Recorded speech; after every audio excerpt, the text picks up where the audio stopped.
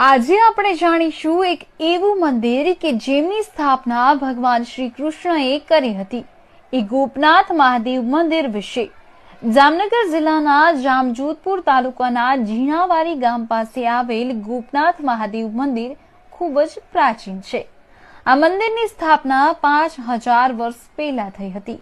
આ મંદિરની આજુબાજુ કે ચારેય સાઈડ તરફનો નજારો અદ્ભુત હોય છે।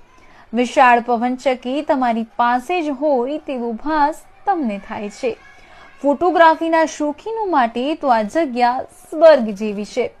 આ મંદિરે ગમે ત્યારે જાઓ ત્યારે બુંદી ગાંઠિયા અને ચાનો પ્રસાદ અવશ્ય ભક્તજનોને અપાય છે।